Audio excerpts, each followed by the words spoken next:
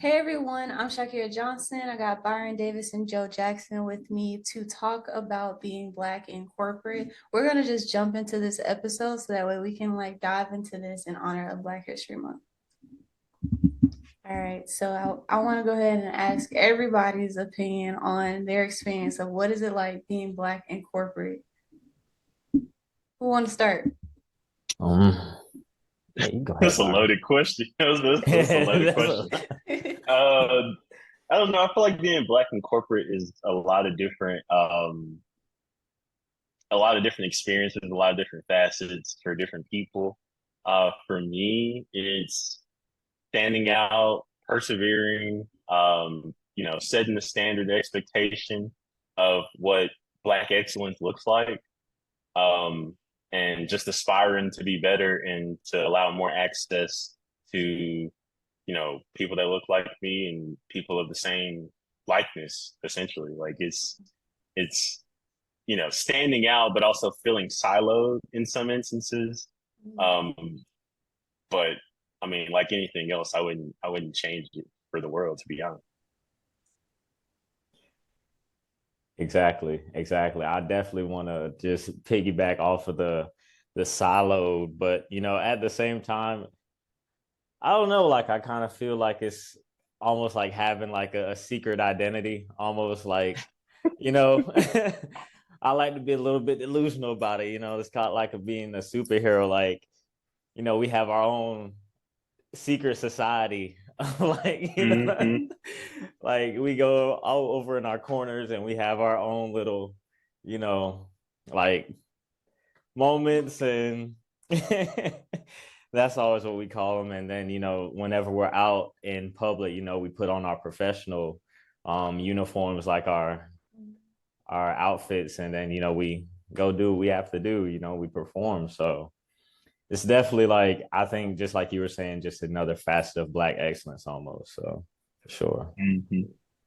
And I definitely agree with the Black excellence. And if you guys listen to this episode, we're not excluding other areas. We're just talking about our experiences because we technically all work in corporate right now. So Hmm. for me, it's like seeing Black people in corporate spaces, and we're talking about corporate America more to be exact, is it's kind of awesome at the same time because you see people doing the stuff that you're working towards and that you are on the path of, because it's you know you're like the only one out of your family typically, because it's I will say, when we talk about feeling Yes. silo, you're not it's not a lot of us really in there. And I'm gonna say, what once we say climbing the corporate ladder, the higher you get up, the less of us you see. Yeah, by far. Yeah, and I want to talk about the experiences that you may go through, because when you start in and you get your foot in the door and you see a lot more Black people. I feel like the most Black people I saw was when I was working up desk, and as I transitioned out of that, it was less. I'm Hmm. not gonna say it was less in terms of my team. Like, my team is very Black. I'm gonna say my team is very Black, but it's also less in numbers as you go up. It's just generally less amount of people. So being Black in corporate comes with a lot of things. And I'll say some are good if you have the positive outlook, but if you don't have the mind for it, if you don't have the personality for it, it's tough. It's tough. I mean, because it's always like, you know, keep your head down, work twice as hard, to get, half or no credit kind of thing is typically like the perception that people go with, and people that I've spoken to. And I feel like my experience, at least currently, or really historically, like I'm able to bring who I am as a person to any role. And I kind of like make the occupation work around me, essentially. Like I bring value that's respective to who I am as a person and not necessarily what I can do. And I feel like that's an experience that not a lot of people have because, like you said, a lot of people feel like they have to wear a mask when they go to work, and I can really appreciate that I'm able to like step into more of who I am in a professional setting, while also being able to like, you know, set the bar for what that looks like.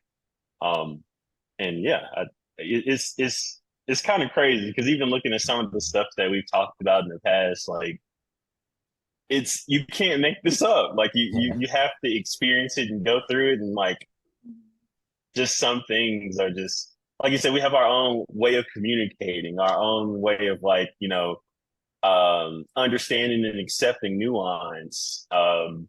Just it's just different. It's not something that you can really like speak to 100%, but it's more so like, if the experience is felt, it's heard kind of thing. Right. Definitely. Definitely.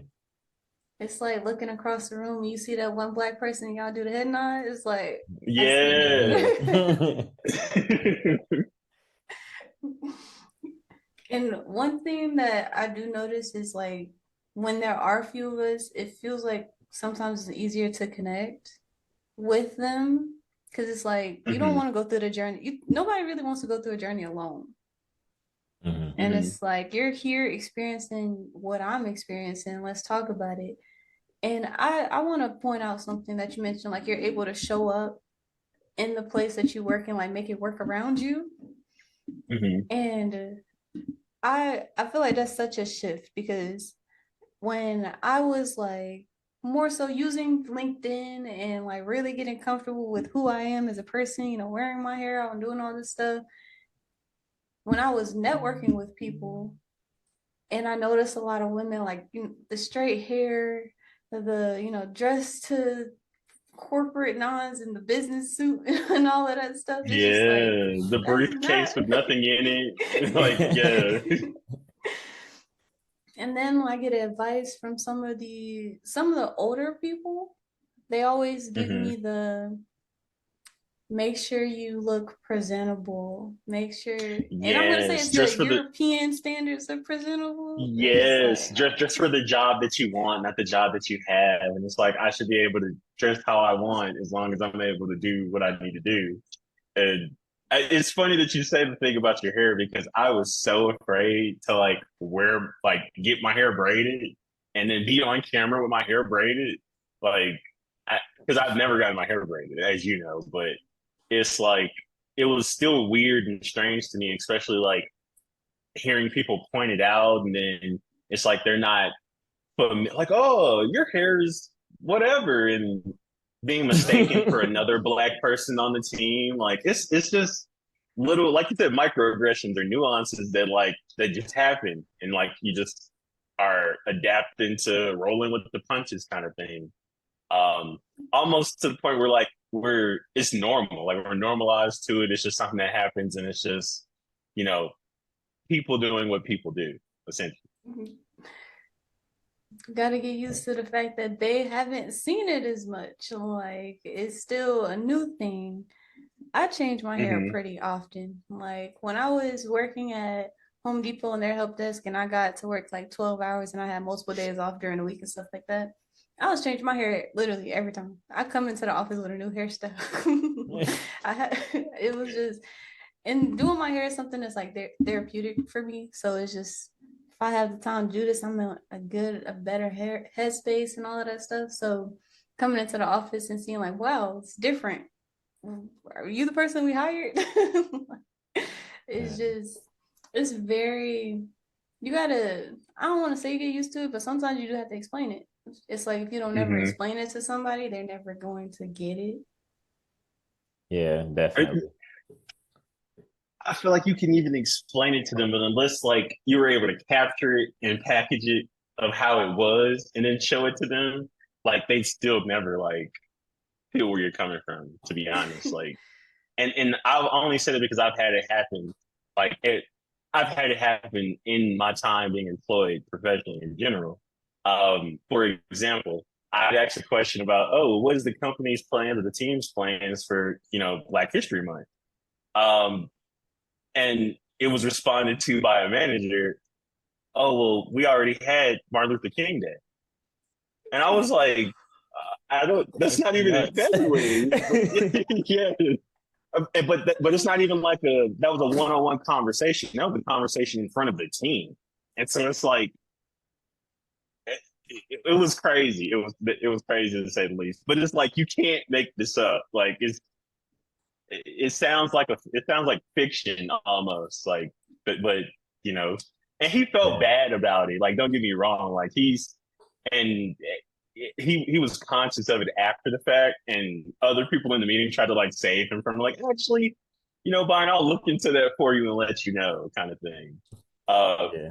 but it's something that you have to actively be conscious of if you're not living the experience, and I don't feel like a lot of people do that because they're not met with it. So Right. And I mean, another thing too, like, with society, like with us being the age that we are, we actually are lucky to see like that culture shift happen in real time today, because like 5 years ago, nobody cared about Juneteenth, if we're being real. Like the only people mm-hmm. that did, like our small cultural circles and like our communities only cared about. But now it's actually like, for some companies, you actually get a floating holiday.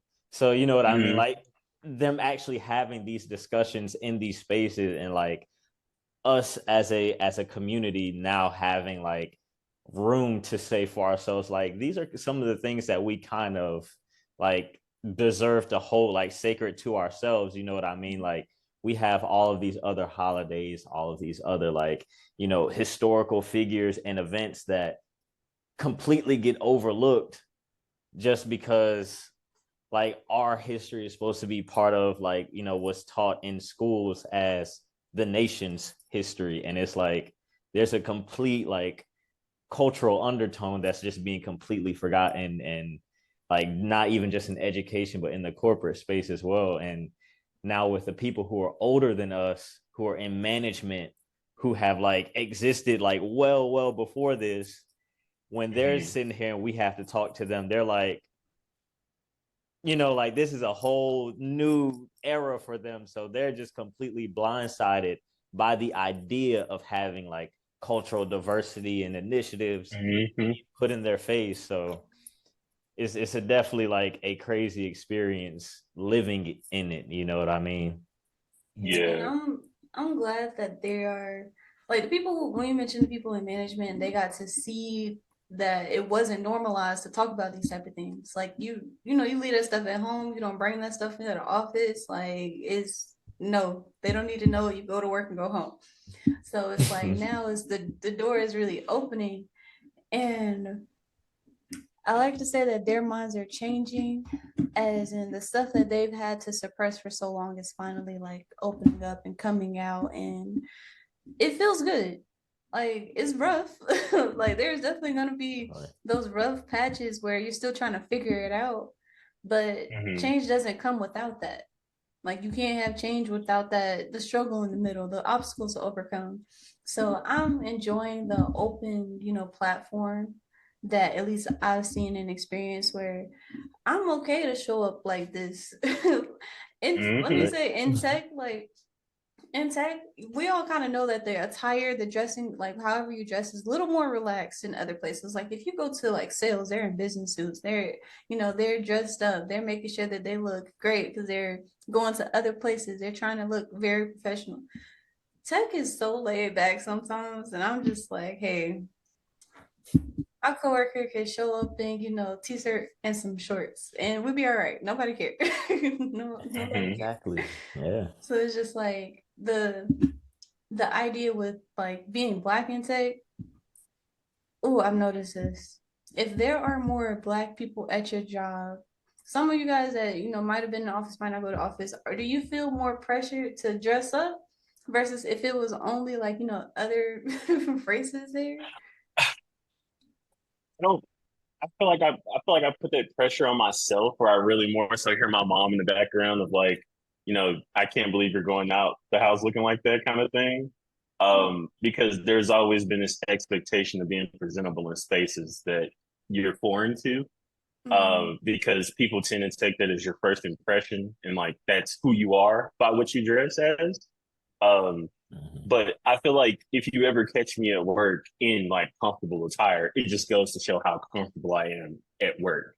So it's like it really speaks to the organizational culture, I feel like, of people's level of comfortability of being able to express themselves. Because even on the conversation of like different hairstyles and stuff, like that's still like an ongoing topic, even like in the academic space of, children being like suspended because they decided they wanted to, you know, walk across the stage with a different hairstyle than, like you said, the Eurocentric expectation. So it's like Mm-hmm. it's people aren't like you said, we're only going to have more change the more people push back and actually, acknowledge and speak against to some of the things that have been in place. um and I definitely feel like being something that we really don't talk about is being remote allows us to broadcast our voice in a way in rooms and spaces that weren't accessible before, because now you're only limited by an internet connection versus, locale. So I think that's also really important because you get to communicate and like collaborate with people like on demand, essentially. Right. Oh, I like that you mentioned that because the culture that I am seeing a lot of is like it doesn't matter how senior a person is, you can still reach out to them. I like that Mm-hmm. energy when like I like that company culture where it doesn't matter if this person is C-suite or whatever. You can reach out to them. It's just up to them if they want to respond. I'm like, there's no Yeah. Yeah. penalization for you to be like, hey, I want to. There's no hoops to really jump through to Right. just send a It's just a message. mental game. You Yeah. just feel like, oh, I'm not qualified to ask them for their time, kind of Yeah. thing. It's like that's really all it is. And I feel like that really like hit home for me in our pre-screen yesterday, because it was like, this is someone that's up there, and we're having a normal conversation. And it's like I feel like that's really what it is like mentally we have to get over like whatever obstacles we put in place for ourselves, because a lot of the time like it's not even a part of our reality. Definitely. See, and I wanted to touch on that too, because you say that, because that's like a weird experience I had also in like contracting with the military, because Mm-hmm. like in those spaces, like how we have like our C suites and stuff, they have like stars and ranks. So like dealing with those people, even like the soldiers and like the regular people and like contractors, it was kind of weird because when you're a civilian, you exist outside of like their entire ranking structure. So like Mm-hmm. those people, they at like even at the top level, one of their things is like they're trained to treat civilians as equals. But like the people like who are beneath them, they're really weird when they interact with people like that are outside of their structure, because like the people at the top, they're like, okay, I get it. Executive C level, you're just here to help me. You know what I mean? Like at the end of the day, you're doing your job like just like I've been doing my job. The difference is I've been on my job longer. And that's normally what it means for them. And then the people who are beneath them, they're like, well, I've been here, for some years. So you actually need to put some respect on it when you talk to me, which is Seniority. a little bit crazy. Yeah. it, it's like they identify with their job, and something that I actually went to a Black History Month like speaker conversation at work, and there was a C-level exec, and she was a Black woman who had been in the industry for 20, 25 years, and her whole thing was, I don't own this title, like I'm renting this title, like I'm renting the space, like Mm-hmm. as quickly as I got it, it can be gone. So it's like she wants to have the most impact and value, like while she's maintaining that space in order to, impact people. And it just, I don't know, having representation at work is also important, because my response to a lot of the stuff she was saying is, I really needed this, because there's not many, like you said, uh, people in those positions that, you know, relate to some of the experiences that we have. And she was hitting high points on a lot of stuff. And it just felt good to hear it, even at that level. But also, it's like, dang, like, even like in her experience of doing it for 20 years, it's still around today of things that are being faced and discussed and observed and acknowledged. So it's like it's a work in progress, but it's definitely progressed a lot since she started versus where we are now. Definitely. And that was one thing I always wanted to hear too from like someone who has made it up to that point. How does it Mm-hmm. feel seeing like you're almost like one of the catalysts to change, to seeing how we are today. You know what I mean? Like the work that you have put in over the past, like you were saying for her in this case, 20 years, like you're now seeing the fruits of that 20 years worth of labor, and like the culture around you, the environment changing. How does it feel just being someone like who was part of sowing those seeds? You know what I mean? Like I just think that that's like a really just wonderful experience for sure. I love when you told me about like the renting the title thing because it really puts in Mm-hmm. perspective. Like we all talk about the job versus career situation where it's like a job is like you're just doing this one thing and it's just something you're doing, right? But the career is like you're driving for it. You're taking that better, like you're actually driving that. So when she's just like, renting this title, that further instills with me like this is your career. This is something that you're driving. You're making the impact here. You're setting up the things that you want to see throughout your career for Mm-hmm. your life and for others. So I that one it felt like I had a whole shift in my mindset again. It's a lot of times where I'm just like, sometimes we just need somebody to say something who's been here. Yeah. So we're at this halfway mark. I want to get our questions that we have. So, oh, okay. Y'all ready to get some questions? Mm-hmm. Yeah. Have you ever felt the need to blend in to be accepted?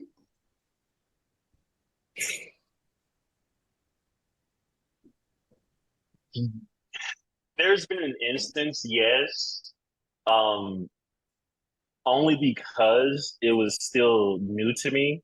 And I feel like that was in part due to the fact that I didn't have like a mentor in place. And I feel like that's where a lot of Black people tend to struggle when they try to, you know, level up their professional journey, is that they just don't know where to turn, where to go, and they kind of like go at it alone.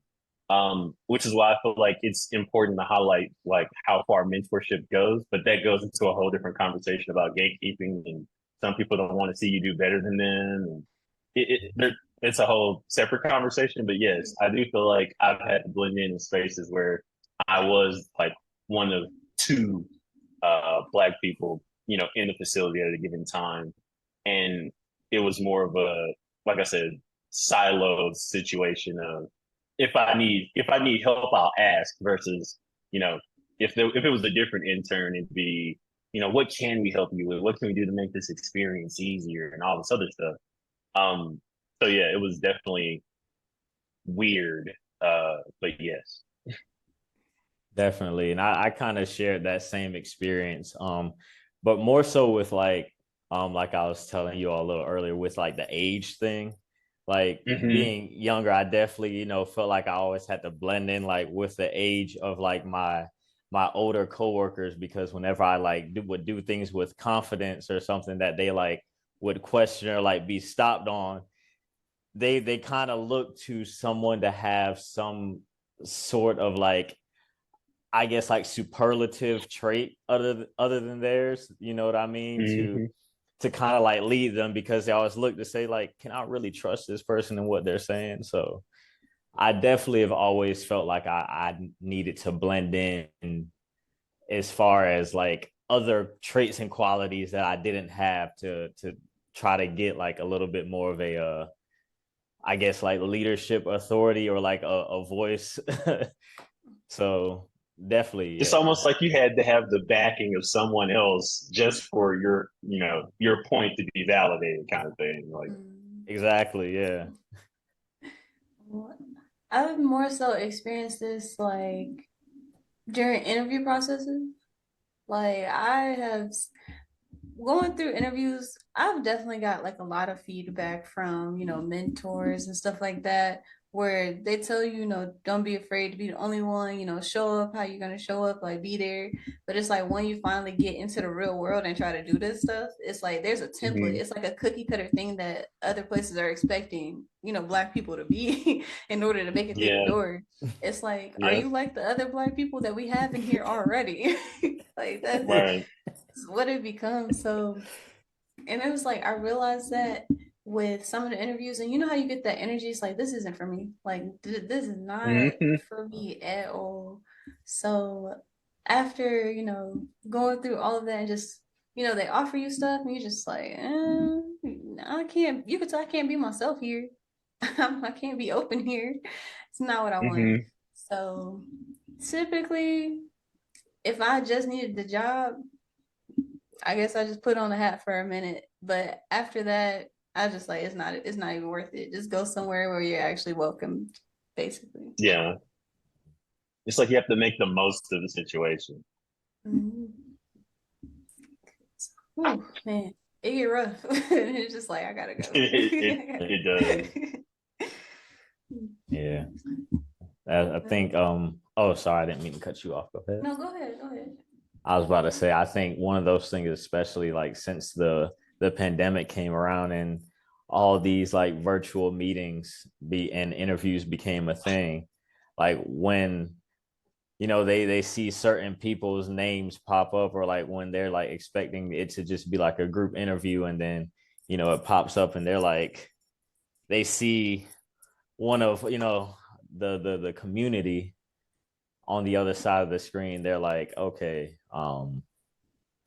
let's see like what kind of personality or what kind of classification of Black we have, essentially. Mm-hmm. And that has been like resounding experience in interviews like all over the place. So I can definitely second that. Like, it is crazy having to like blend in to try to feel for what kind of Black I should be in the interviews. Mm-hmm. It still feels kind of weird saying that though, but yeah, like definitely having to turn the dial. How does that think Byron want to touch on code switching? Because that definitely comes into play during all of that. Yeah. I feel like the code switching part is like kind of like it reverberates back to what he was saying about like um having a secret identity. It's like you'll what you come to work for, like uh what lines you can operate within, like when you can have certain conversations or be yourself. Certain people you might talk to, like it tends to click off at work kind of thing, because that helps you foster a level of comfortability for you to be able to perform. Otherwise, you'll be lacking that in, work will become a chore, and, it'll just be a compounding list of things that will affect, like, your ability to be able to perform. I feel like, at least in my experience. And yeah, code switching is important because it was something that I learned even in an academic setting, but at home first. Of this is how you present yourself to the world versus how you present yourself to people that you're close to. And I definitely feel like I actively use it um, a lot. And I feel like it's even in like the interview process of like, if it's just a phone interview, like things will be going fine. And then the second we get on a video call or you want me to come in person, it's like, oh, well, I wasn't expecting this. And it's like, what were you not expecting? Um, but I feel like it, in part, like my name is not like a traditional, like Black or African American name. And so it's like, I don't know. Even the way I talk, I don't talk like this outside of anyways, but yeah, even the way I talk. Even the way I talk, it's like, oh well, I couldn't tell that you were from the South or whatever. Like my mom tried to put like instill that in us of like even when we were kids, when we weren't in school, we did phonics. We practice our speech and everything in order to be able to leverage code switching and being able to communicate to get ourselves in different doors versus if we didn't have that, I feel like our scope would be a lot more limited. Definitely.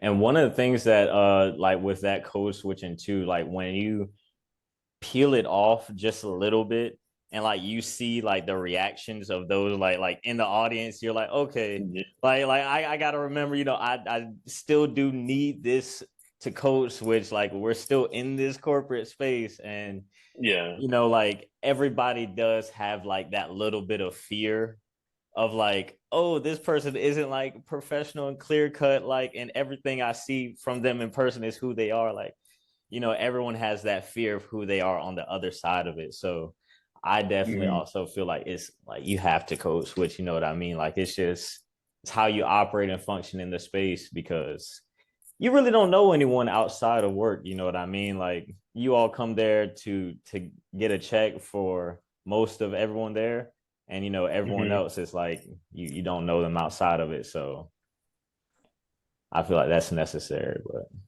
I got an interesting opinion on code switching. So, you know how we've been using like the AI tools to make things casual, formal, and all that stuff and professional, right?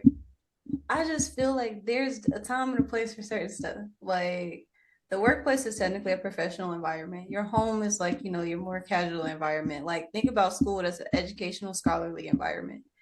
Is when we talk about different levels of progression in speech and communicating, code switching will just fall into that. I don't know what if you go to a scholarly conference and you're talking in a very casual tone, people that are there are scholars. They're expecting something to be up to that level. Let's be honest. Let's be honest. mm-hmm. It's meant to showcase like the code switching for Black community tours work and stuff. It's like meant to kind of put on the mask. But when I'm talking as in like the different environments that you have to go into, it's supposed to show Mm-hmm. your level of competence in a way. Let me say that. Mm-hmm. Like, and sometimes those get confused. So I just want to, throw that out there where it's like different environments that you Like go that. into, there's a level of talking and there's a level of communicating and speaking that's kind of already expected to show your level of education and competence in certain areas. But that's just like, different realms of the world. Let me say that. That's my little thing I feel like the only thing with that is the line is starting to get blurred because the model of working from home now is there. you'll catch a lot more people slipping in terms of code switching because they're in their casual space but being professional. And I feel like that's opened up more acknowledgement of outside of how these people communicate and outside of who these people are at home, they're still able to rise to the occasion and perform and excel in a lot of areas. So it's like, you know, the focus of how they present themselves isn't as much as how they go about like what they're presenting, so to speak. So it's like as long as, they can do their job, like I don't care if you wear purple hair or pink hair or, Oh, you know, you Yeah. say a slang word or two when you're, having a sidebar conversation or something. Um, so yeah, I feel like my Mm-hmm. team now is an exception to the rule because everyone's very opinionated and very vocal about their opinion. Um, and it's the way in which they foster like a community of being able to like express that opinion without ridicule, Mm-hmm. or I'm not gonna say yeah, without ridicule. And I feel like it doesn't make work like a chore or something that I have to get over in my day in order for me to actually enjoy my day. Like it it's really a good experience in my opinion, but it's it's also something that I've had to grow too because it hasn't always been the case. And I feel like having that level of progression in those instances allows me to be able to appreciate it more, but also be able to reinforce that, you know, even though things aren't where we would like them to be, like there are changes being made. Definitely. Definitely. I do feel glad also that we're able to talk about code switching like this, and that it is such a prevalent thing, like for our community in the corporate space, because it just like Sha was saying, one of the things about it is that it also displays like an elevated level of competency.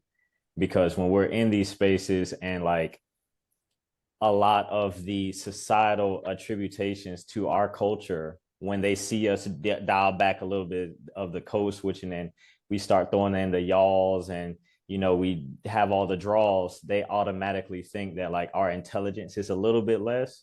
So the fact that we're able to use this so proficiently is just such a testament to our excellence as a whole, and I just really think that's a great thing. So 1,000%. So we can wrap up the podcast with Byron's last question you got here, and then we can call it a day. In what ways have you demonstrated commitment and sensitivity to the importance of diversity in your experience? Ooh. Yeah, that was that loaded chopped cheese right there. It's like, so what are you doing? I know for me personally, one of the biggest things that I've done is just try to be a pillar of what a multifaceted, upstanding Black man is. I mean, honestly, I help those that not only look like me, but just others that are looking for opportunity just to showcase who they are and what they're capable of, the talents, the thoughts, and the ideas that they bring. And I think doing that with the identity that I have for everyone across the board is more indicative of me just trying to push for Black people, because of course I always open the door for them and would bring them in, take them under my wing, teach everything I know without holding anything back. And I just want everyone across the board. Of course, I give them all the tools, but I want other cultures and races and people who have those prejudices and think any type of negative or disparaging thought. I want them to see like, okay, here's someone who knows that I feel this way, or I may have this kind of like connotation, but they're still here, they're still presenting, they're still giving out positive energy towards me, even if I may feel negative. And I think that overriding that underlying connotation, just overriding that history of historical prejudice through just positive interactions and good, genuine just helpfulness and generosity. I think that is the best and most efficient way for me to really help others in this space and just help the world for our community. He said, kill him with kindness and put your best foot forward. I like that. Like when I go into spaces, I have a lift as we climb mentality. It's like, if you want to join, I am not hesitating giving you anything that you need. Like, I will make sure you are set up with all the proper tools, right? So my main thing that I've been working on is like, this podcast is out there to help us, but it's out there to everyone, right? So I've been giving pretty much guiding principles to get us through the door. And it will only take, and I can say people with our mindset, like they're willing to grow, they're able to, accept a little change, embrace the ambiguity and all of that, are going to pick this up and realize like, oh, this is an opportunity to like really step up. So what I'm really hoping is that I'm really hoping that with all of the resources that are available, there's a little bit of push.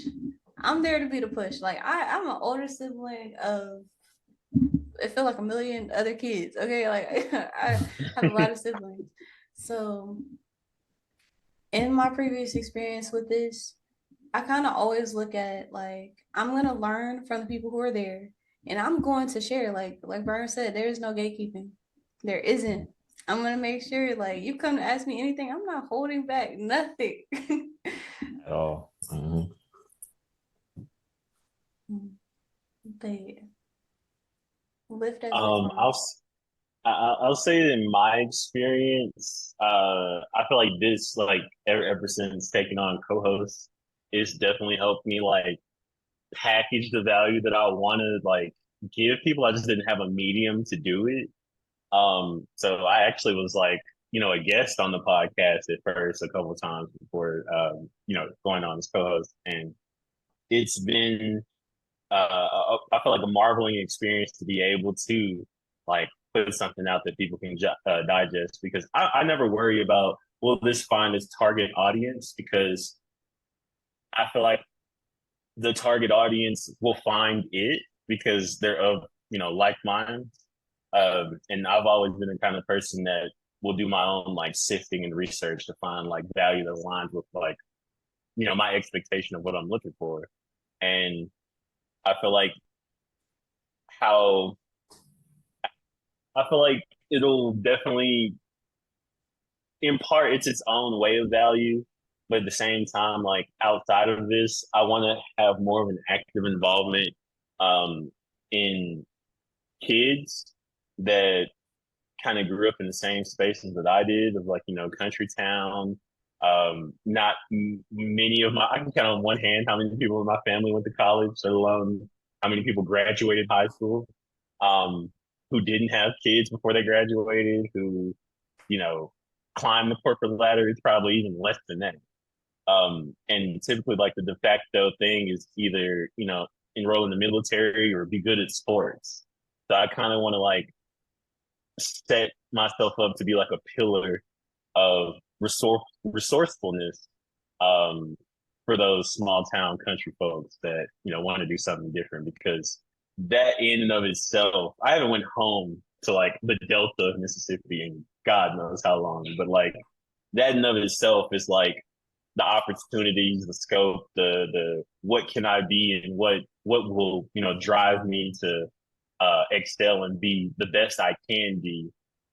There's not many models of representation of that where I'm from. So I definitely want to make more of a change in that regard and definitely um, bridge the gap of technology because I mean, even having good internet is a blessing in most places. Mhm. Telling. We need more representation of us in these places.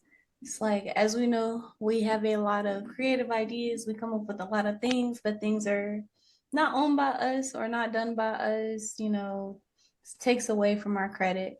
So, with this, I'm gonna, oh, Byron, I see you want to say I was like, something. can I say one more thing? Yeah, go Um, ahead. and the same way that we need people in these spaces, we need people outside of these spaces to be able to help assist with that transition or speak to any um, I feel like nuance that might take place because even if you put someone in a room, that doesn't necessarily mean they're going to be able to rise to the occasion. And also, I feel like people that are seeking that value or that knowledge need to be a lot more open to what that looks like, even if it's not immediately serving them, kind of thing. I feel like us as a people, we tend to not appreciate value because it's not realized to us in the moment. And then down the line, it's like, oh, I wish I had a, XYZ in that circumstance because it's only a level of understanding and comprehension that's really separating you from, the person that's doing what you want to do. Mm-hmm. And that's it. That's my piece. I enjoyed this podcast. We're talking about, what it's like being Black in corporate and also being the black sheeps of the family sometimes where you gotta step up, you gotta show us out there. Like I am the third, I'm gonna say like I'm an older sister of like a lot, right? And I can Mm-hmm. see the paths that my sisters go down. I'm just like, are you prepared for what's gonna come?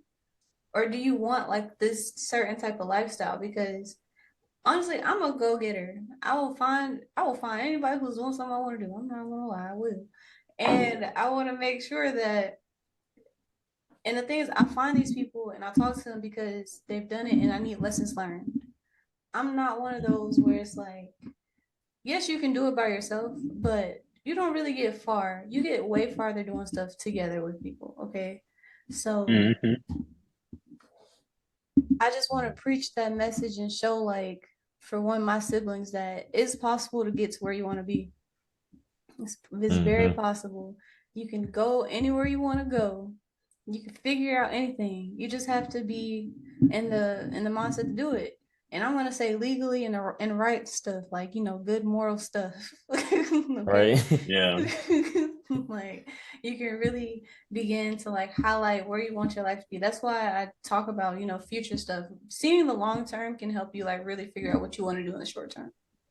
Exactly. So, oh yeah, and after all of this book recommendation, Good is Not Enough. I'm currently reading that. I want to talk about it later on in the podcast. If you guys, are open to that, by Keith R. Wyche. I feel like I say his last name wrong all the time, but Good is Not Enough, and Other Unwritten Rules for Minority Professionals. I picked this book up in the library and it's dated to 2008. Okay. I wanted to read it to see if this stuff is still relevant, and man, Hmm. kind of is. Kind of is. And so, but yeah, we could talk more about this stuff on later podcasts. Byron, you want to sign us out? Or Joe, you want to sign us out? You got anything else you want to say before we get off the podcast? Um, I don't have anything off the top of my head. We wrapped it up beautifully.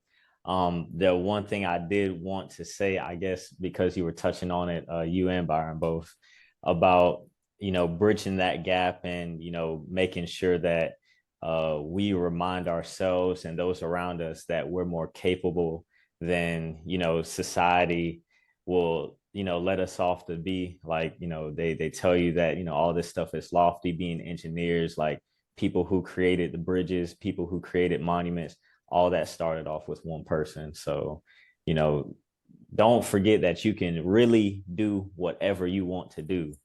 Like, there is nothing that stops you. There's always a Plato. There's always a Socrates. There's always a I forgot his name, last name Wright. He's one of the greatest American architects who's built almost all of these amazing structures. And it all takes one person, and all you have to do is make a choice to not say no, to not quit. And that's it. So again, thank you guys for joining this conversation, and tune into the podcast every Thursday to gain knowledge, wisdom, and understanding to be insightful in technology.